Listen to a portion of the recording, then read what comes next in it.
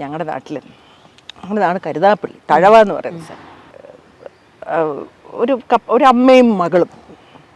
അപ്പോൾ അവർ രണ്ടുപേരും കൂടെ അമ്മയെ കാണാൻ വേണ്ടി വന്നിരിക്കുക. അപ്പോൾ അമ്മ ഗൈനക്കോളജിസ്റ്റാണ്. അപ്പോൾ ഭയങ്കര തിരക്കുള്ള ഡോക്ടർ. അമ്മ SCTയിൽ പിന്നെ സൂപ്രണ്ടായിരുന്നു.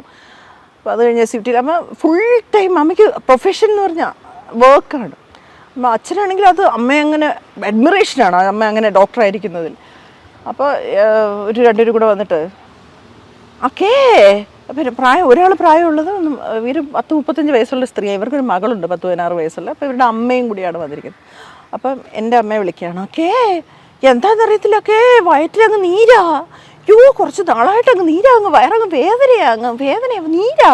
അപ്പോൾ അമ്മ പരിശോധന കഴിഞ്ഞ് വന്നിരുന്നു. എന്നിട്ട് നോക്കൂ, നിങ്ങളുടെ വയറ്റിൽ നീരല്ല, ഇത് 5 മാസം ഗർഭമാണ്. അവർ സ്വപ്നം കണ്ടായിക്കാൻ വരുമോ, ഇങ്ങനൊക്കെ പറയല്ലേ, സ്വപ്നം കണ്ടായിക്കാൻ വരുമോ, ഒരു കാക്ക പോലും പറഞ്ഞിട്ടില്ല, ഇങ്ങനെ പറയല്ലേ എന്ന് പറഞ്ഞപ്പോഴത്തേക്ക് അമ്മ പേപ്പർ വരെയൊക്കെ എടുത്ത്, ഇത് അണ്ടം, ഇത് പുരുഷന്റെ ബീജം, ഇന്ന് വരെ ശാസ്ത്രത്തിൽ സ്വപ്നം കണ്ട് ഗർഭം ഉണ്ടായിട്ടില്ല. അമ്മ വളരെ ക്ലിനിക്കലായിട്ട് വരയ്ക്കുണ്ട്. അച്ഛൻ അതിലൊരു ആരടിയെന്ന് ചോദിച്ചു പേരൊക്കെ പറഞ്ഞു. അവരുടെ അടുത്തുള്ള ഒരാളത് പേര് പറയുന്നില്ല. ഇന്നൊരു പറഞ്ഞാ പോരെ. അപ്പൊ ഇതാണ് എൻ്റെ അമ്മ ഭയങ്കര ക്ലിനിക്കലായിട്ടാണ് കാര്യങ്ങളെ കാണുന്നത്. ഇപ്പൊ നീലത്താമര എൻ്റെ ഫസ്റ്റ് സിനിമ കണ്ടിട്ട് അമ്മ സെക്കൻഡ് ഷോ ആണ് കാണാൻ പോയി. ഇപ്പം ഞാൻ ഇവരുടെ കൂടെ പോയില്ല. അപ്പോൾ അമ്മ ഞാനിങ്ങനെ ഇരിക്കും. ഇപ്പം മോളിരിക്കുന്നിടത്താണെങ്കിൽ അമ്മ നേരെ അങ്ങോട്ട് നടന്നിട്ട് അപ്പം ഞാനിങ്ങനെ ഇരിക്കും, എനിക്ക് അമ്മയെ കാണാം. അമ്മ പോയി കുറ്റിയൊക്കെ ഇട്ടിട്ടുണ്ടോ നോക്കി എന്നെ ഇങ്ങനെ തിരിഞ്ഞിങ്ങനെ നോക്കി. ഇതുപോലെ കണ്ട ആണുങ്ങളെ പഠിപ്പിക്കാനല്ല നിന്നെ ഞാൻ വളർത്തിയേക്കുന്നത്. ഇങ്ങനെ ഷോക്കായിട്ട് ഇങ്ങനെ ഇരിക്കുകയാണ്. ഉടനെ അച്ഛൻ, ലളിതേ അത് സിനിമയല്ലേ ലളിതേ, എന്ത് സിനിമയായാലും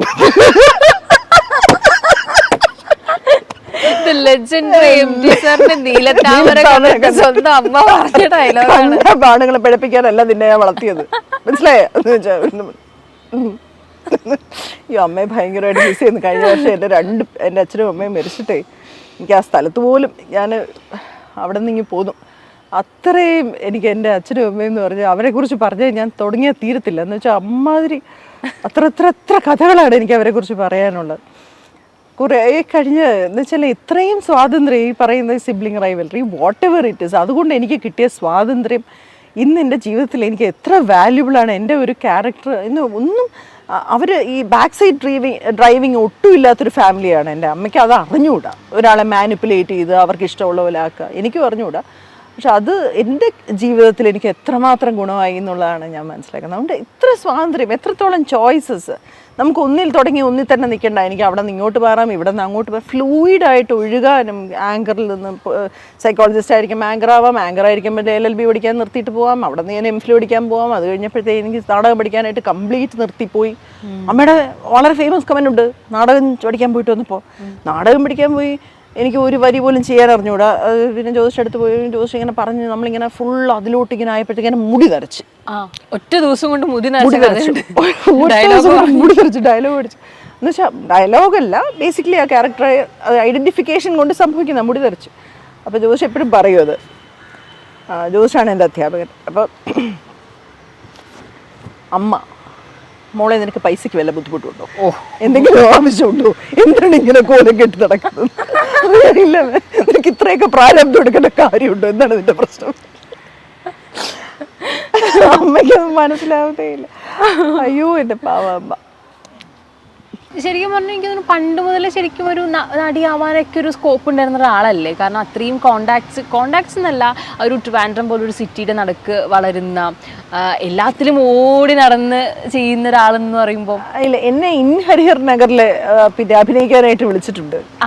അതിനകത്ത് ഗീതാ വിജയന്റെ ക്യാരക്ടർ.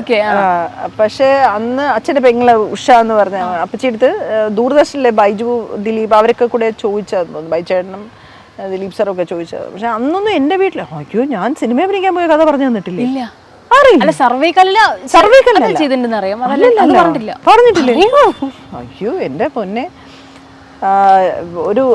ഒരു ദിവസം എൻ്റെ ഫ്രണ്ട് ഷൈനി കോശി, സർവോദയയിലാണ് ഞാൻ 4ാം ക്ലാസ് വരെ പഠിച്ചിരുന്നത്. അപ്പോൾ സർവോദയ ഷൈനി എന്നെ വിളിക്കുന്നു, പാർവതി മാർവാനീസ് കോളേജിൽ ഒരു ഷൂട്ടിംഗ്. അപ്പോൾ അവിടെ കുറേ പിള്ളേരൊക്കെ ക്ലാസ്സിൽ ഇരിക്കാനായിട്ട് വേണം. അപ്പോൾ ഞാൻ രാവിലെ അമ്മ ഹോസ്പിറ്റലാണോ ഓപ്പറേഷൻ തിയേറ്ററിലാണോ അമ്മയെ വിളിച്ച്, അമ്മ സിനിമയിൽ ഷൂട്ടിങ് 2 വേഷം എടുത്തിട്ട് ചെല്ലാൻ പറയുന്നു ഷൈനി. നീ വയ്ക്കോ എന്ന് പറഞ്ഞു. ശരി എന്ന് പറഞ്ഞു. ഞാൻ 2 ഡ്രസ്സൊക്കെ എടുത്ത് 10ാം ക്ലാസ് അവധിയോ 10ാം ക്ലാസ് അവധി, പ്രീ ഡിഗ്രി ആയിട്ടില്ല. അപ്പോൾ അവിടെ നമ്മൾ ചെല്ലുന്നു. അപ്പോൾ അവിടെ ചെല്ലുമ്പോൾ പാർവതിയുണ്ട്, ശാരിയുണ്ട്. Cinema May മാസപ്പുലരി. അപ്പോൾ പാർവതിയുടെയും ശാരിയുടെയും അടുത്തിരിക്കുന്ന ഒരു കുട്ടിയായിട്ടൊക്കെ ഞാൻ അഭിനയിക്കുന്നു. അപ്പോൾ അവരവിടെ നിന്ന് നമ്മളെ തിരഞ്ഞെടുത്ത് വേറൊരു സീനിൽ അഭിനയിപ്പിക്കുന്നു. അത് കഴിഞ്ഞ് വേറൊരു സീനിൽ അഭിനയിക്കുന്നു. അത് കഴിയുമ്പോൾ ഷിഫ്റ്റ് എന്ന് പറയുന്നു. ഇവിടെ നിന്ന് നേരെ ചിത്രാഞ്ജലി പോകുന്നു. അവിടെയും 2-3 സീൻ അഭിനയിപ്പിക്കുന്നു. വൈകുന്നേരം നമ്മൾ കാഴ്ചകളൊക്കെ കണ്ടു, പറഞ്ഞതൊക്കെ ചെയ്തു. 9 മണിയായപ്പോൾ രാത്രി വീട്ടിൽ വരുവാണ്. സന്തോഷത്തോടെ സിനിമ അഭിനയിച്ചു. ലൈറ്റ് ചെയ്ത് ലിറ്റപ്പായിട്ട് വീട് മുഴുവൻ ലൈറ്റൊക്കെ ഇട്ടിട്ട് അച്ഛൻ അങ്ങോട്ടും ഇങ്ങോട്ടും നടക്കുകയാണ്. ഞാൻ അങ്ങോട്ട് ഇറങ്ങി സിനിമ എന്ന് പറഞ്ഞതേ എനിക്ക് ഓർമ്മയുള്ളൂ. ഒരു അടി. ഓക്കെ, അവള് സിനിമ അഭിനയിക്കുന്നത് അവൾക്ക് അറിയില്ല. സിനിമ എനിക്ക് അറിയാമോ, എന്താണ് സിനിമ എന്ന് അറിയാമോ എന്ന് ചോദിച്ചിട്ട് അന്ന് ഭക്ഷണവും കിട്ടിയില്ല, മോളെ ഒന്നും കിട്ടിയില്ല. ഞാൻ ആകെ വിഷമത്തിലായി കേട്ടോ. എന്ത് ചെയ്യണമെന്ന് അറിഞ്ഞുകൂടാ. അമ്മയുടെ ചോദിച്ചതെന്നൊക്കെ പറയണം എന്നൊക്കെ എനിക്കുണ്ട്. പക്ഷെ ഇത് നടന്നില്ല. രാത്രി 9:30 വരെ എന്നിട്ട് 2 ദിവസം കഴിയുമ്പോൾ ഷൈനി വിളിക്കുന്നത് ബാക്കി എടുക്കണം. അയ്യോ എന്നെ വിടില്ല, എന്ത് ചെയ്യും? അപ്പോൾ എങ്ങനെ നീ അങ്ങനെ പറയുന്നത്, വന്നേ പറ്റൂ. അപ്പോൾ അമ്മ ശരി നാളെ ഉച്ചയ്ക്ക് എത്ര മണിക്ക് വരണം, നീ പറയുന്ന സമയത്ത് വന്നാൽ എടുത്തോളാം, ചിത്രാഞ്ജലിയിലാണ്. അപ്പം ഞാൻ പറഞ്ഞു ശരി, അച്ഛൻ നാളെ നാട്ടിൽ പോവും, ഒരു 11 മണിക്ക് വന്നാൽ ഞാൻ വരാം. ഞാൻ 10 മണിക്ക് നോക്കുന്നു, 10:30 നോക്കുന്നു. അച്ഛൻ വെളിയിരുന്ന് പത്രം വായിക്കുന്നല്ലാതെ പോകുന്നില്ല. അച്ഛൻ പോകുന്നില്ലേ എന്ന് ചോദിച്ചപ്പോൾ ഡ്രൈവർ പോകുന്നില്ലെന്ന്. ഞാൻ ഇനി എന്ത് ചെയ്യും, മുമ്പിൽ കൂടെ പോകാൻ പറ്റൂല. അപ്പം ഞാൻ എന്ത് പറയാം, ഇപ്പുറത്തെ വശത്തെ മതിലിയാടി, അപ്പുറത്തെ വശത്തെ മതിലിയാടി, എൻ്റെ അപ്പുറത്തെ വീട്ടിലെ മതിലിയാടി. പിന്നെ ഡയറക്ടർ രഞ്ജിത്തിൻ്റെ കാഴ്ചയിലാണ്. ഒരു ബാഗ് വന്ന് വീഴുന്നു, ചെരുപ്പ് വന്ന് വീഴുന്നു, ആൾ വന്നിരുന്നു, വണ്ടി കയറി പോവാം മതിലിയാടി. തിരിച്ചു വന്നു, ബാക്കി ചെയ്തിട്ട് തിരിച്ചു വന്നു. ഇത്രയും കൂളായിട്ടുള്ള അച്ഛനമ്മ ഇപ്പൊ എന്ത് സിനിമയോടൊരു ഇഷ്ടക്കുറവുണ്ട് അല്ലേ? അത് അച്ഛൻ കണ്ടിട്ടുള്ള കാലം, അച്ഛന് ഈ ഇവരുടെ എല്ലാം വൃത്തികേടുകൾ ഒരുപാട് കണ്ടിട്ടുണ്ടെന്ന് തോന്നുന്നു. അച്ഛന് കുറേ കൂട്ടുകാരുണ്ടായിരുന്നു സിനിമയില്. അപ്പോൾ അന്നത്തേക്ക് സിനിമയിലെ സ്ത്രീകളുടെ അവസ്ഥ വളരെ മോശമായിരുന്നു. അപ്പോൾ അച്ഛനതൊക്കെ അടുത്ത് കണ്ടിട്ടുണ്ട്. അപ്പോൾ അച്ഛനറിയാം എന്താണെന്ന്. അപ്പോൾ അച്ഛനതുകൊണ്ട് സ്വന്തം മകൾ പോകുന്നതിനോട് അച്ഛന് ഭയങ്കര പേടിയും. പിന്നെ എനിക്കത് പറഞ്ഞപ്പോൾ ഒക്യുപ്പേഷണൽ ഹസാർഡാണ് ഓർമ്മ വന്നത്. എനിക്ക് അമ്മ പറഞ്ഞു, അമ്മയ്ക്കും.